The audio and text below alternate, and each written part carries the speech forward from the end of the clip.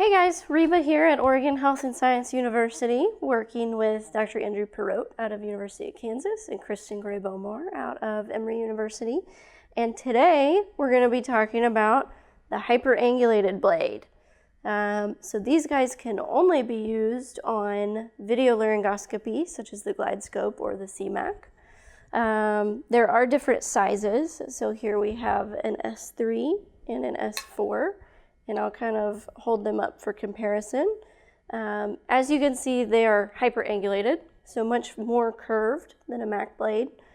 These are going to be good for only video, obviously, in patients who you think might have a very anterior or very difficult to visualize airway using standard geometry blades. The other thing to note when you are using one of these hyperangulated blades is that it comes with a special rigid stylet. So this is the GlideScope stylet.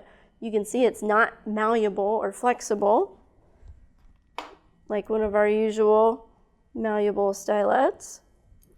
So this guy is positioned to align with the hyperangulated blade. A big mistake I see people make is they try to drive their ET tube from the tube like normal.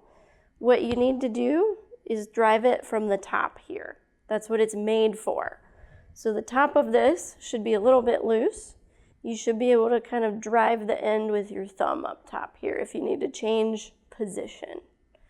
Once you get your view and you go to get in with your ET tube with this rigid stylet in it, we're always thinking about lifting up with our left hand to maintain a view. You're actually going to want to lift up a little bit with your right hand as well to try to get in there. And I'll show you guys how on the GlideScope here.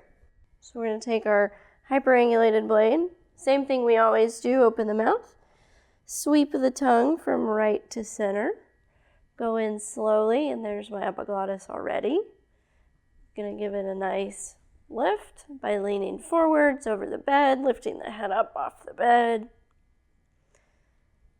ET tube comes in the right corner of the mouth, pops into the center of my screen, and talking about driving it from the top, say I was over here, and I needed to reorient myself, I simply push the top of this stylet over and the tube redirects into the right position.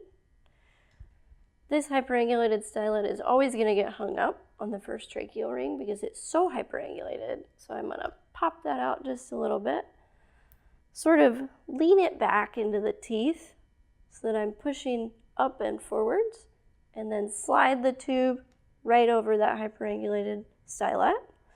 Once the tube is through, as it is now, I confirm that the balloon is past the cords. I'm actually going to hold on to my ET tube myself, keeping everything in view, while I pull the hyperangulated stylet out, because I don't want this rigid stylet to pull any of the tube backwards. You can still confirm your view again, blow up your balloon, and you're good to go.